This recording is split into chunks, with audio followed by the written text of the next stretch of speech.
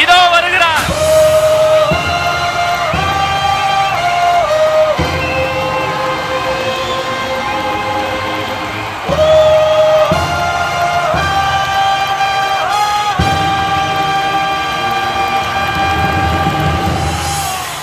என் நெஞ்சில் குடியிருக்கும்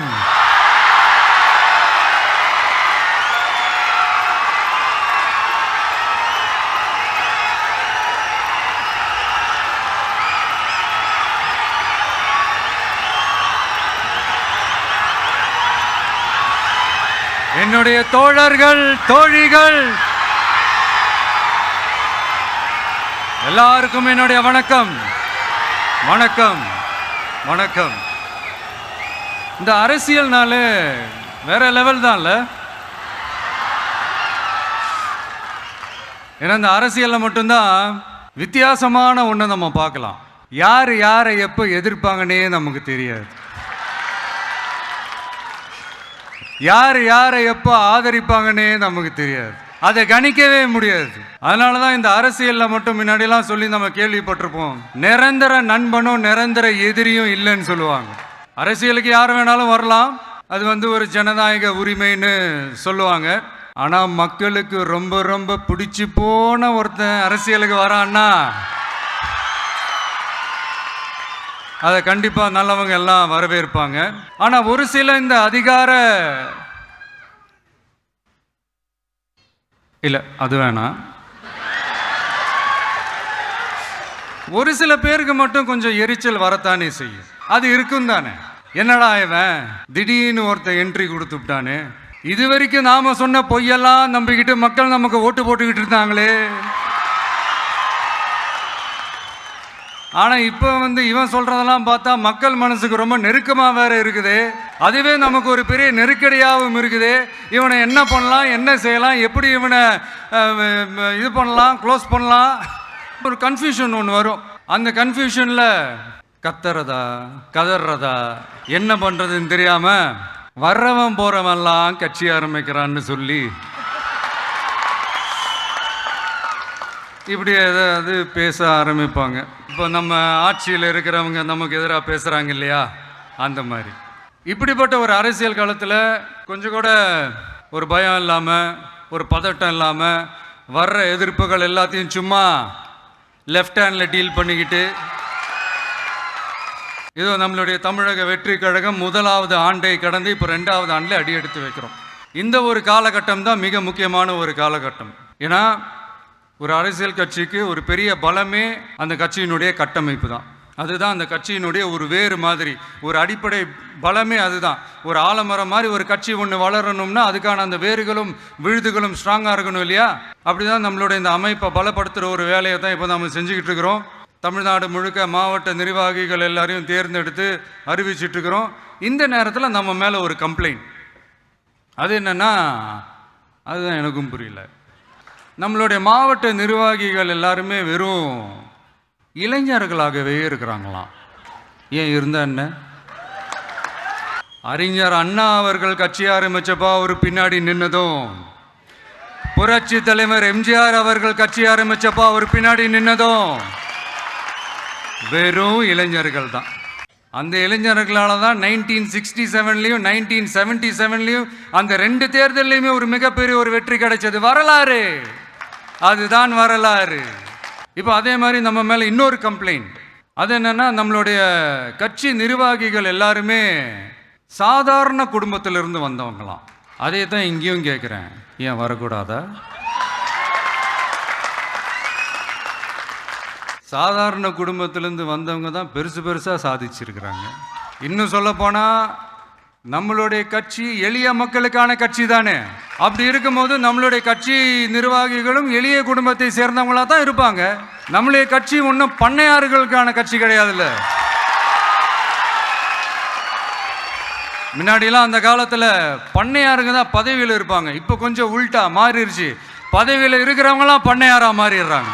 மக்களுடைய நலனை பற்றியோ, நாட்டோட நலனை பற்றியோ, வளர்ச்சிகளை பற்றியோ எதை பற்றியும் கவலைப்படாமல் பணம் பணம் பணம், எந்தெந்த வழிகளில் எந்தெந்த ரூட்லலாம் இப்படிப்பட்ட இந்த மைண்ட் செட் உள்ள இந்த பண்ணையார்களை அரசியலை விட்டே அகற்றுவது தான் நம்மளுடைய முதல் வேலை. அதை ஜனநாயக முறைப்படி நம்ம செய்கிறதுக்கு தான் 2026 தேர்தலை நம்ம சந்திக்க போகிறோம். அந்த தேர்தலை சந்திக்க ரொம்ப ரொம்ப முக்கியமான விஷயம் பூத் லெவல் ஏஜென்ட்ஸ், BLA அப்படின்னு சொல்லுவாங்க. அது ரொம்ப ரொம்ப முக்கியம். ஏன்னா நீங்கள் பார்த்தீங்கன்னா தமிழ்நாட்டில் அந்த பெரிய பெரிய கட்சிகளுக்கு தான் அந்த BLAலாம் ரொம்ப ஸ்ட்ராங்காக இருக்கும்னு சொல்லுவாங்க. ஒரு அப்ராக்சிமேட்டாக ஒரு 69,000 பூத்ஸ் இருக்குது. அது எல்லாத்துக்குமே பூத் ஏஜென்ட்ஸாக நம்மளுடைய கட்சி தோழர்களை தான் நியமிக்க போகிறோம். கூடிய சீக்கிரமே பூத் கமிட்டி மாநாடுன்னு ஒன்று நடத்த போகிறோம். அன்னைக்கு தெரியும் தமிழக வெற்றி கழகம் எந்த ஒரு பெரிய கட்சிக்கும் கொஞ்சம் கூட சளைச்சதில்லைன்னு. அன்னைக்கு தெரியும் தமிழக வெற்றி கழகம் தமிழ்நாட்டில் முதல் சக்தியா, முதன்மை சக்தியா, பவர்ஃபுல்லாக இருக்குதுன்னு அன்னைக்கு ப்ரூவ் ஆகும். இப்போ புதுசாக ஒரு பிரச்சனை ஒன்று கிளப்பி விட்டுட்டு இருக்கிறாங்க, மும்மொழி கொள்கை.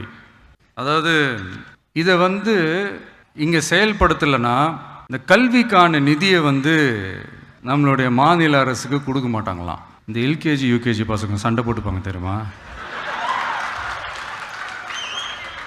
அந்த மாதிரி கொடுக்க வேண்டியது அவங்களோட கடமை, இங்கே இவங்க வாங்க வேண்டியது இவங்களுடைய உரிமை. ஆனால் இவங்க 2 பேரும் இங்கே எவ்வளோ சீரியஸாக ஒரு பிரச்சனை ஓடிக்கிட்டு இருக்கு. இவங்க 2 பேரும் அதாங்க நம்ம பாசிசமும் நம்ம பாயாசமும், அதான் நம்ம அரசியல் இனிமையும் கொள்கை இனிமையும். 2 பேரும் என்ன பண்ணுறாங்கன்னா 2 பேரும் பேசி வச்சுக்கிட்டு இந்த செட்டிங்லாம் பண்ணி வச்சுக்கிட்டு மாற்றி மாற்றி சோஷியல் மீடியாவில் ஹேஷ்டேக் போட்டு விளையாட்டுருக்குறாங்க.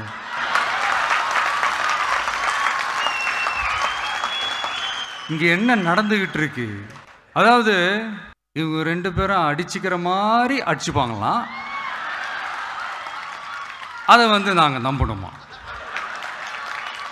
மக்கள் நம்பணுமா? What bro, it's very wrong bro.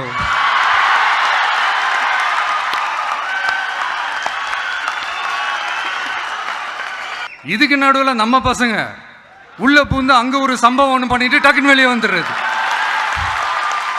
TVK for TN அப்படின்னு சொல்லி. யார் சார் நீங்களா, எங்க சார் இருக்கிறீங்க, ஸ்லீப்பர் செல்ஸ் மாதிரி.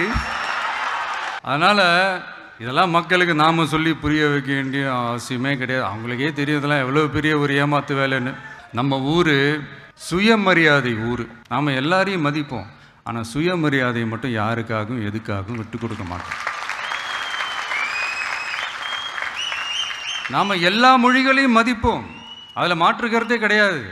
தனிப்பட்ட முறையில் யார் வேணாலும் எந்த ஸ்கூலில் வேணாலும் படிக்கலாங்க. உனக்கு எந்த மொழி வேணுமோ, எப்போ கற்றுக்கணுமோ, உனக்கு எப்போ தோணுதோ கற்றுக்கலாம். அதெல்லாம் அவங்கவுங்களுடைய தனிப்பட்ட ஒரு உரிமை. ஆனால் கூட்டாட்சி தத்துவத்தை மீறி மாநில தன்னாட்சி உரிமைக்கு எதிராக ஒரு மாநில அரசின் மொழி கொள்கையை, கல்வி கொள்கையை கேள்விக்குறியாக்கி வேறு ஒரு மொழியை வலுக்கட்டாயமாக திணிச்சா, அதுவும் அரசியல் ரீதியாக திணிச்சா எப்படி ப்ரோ?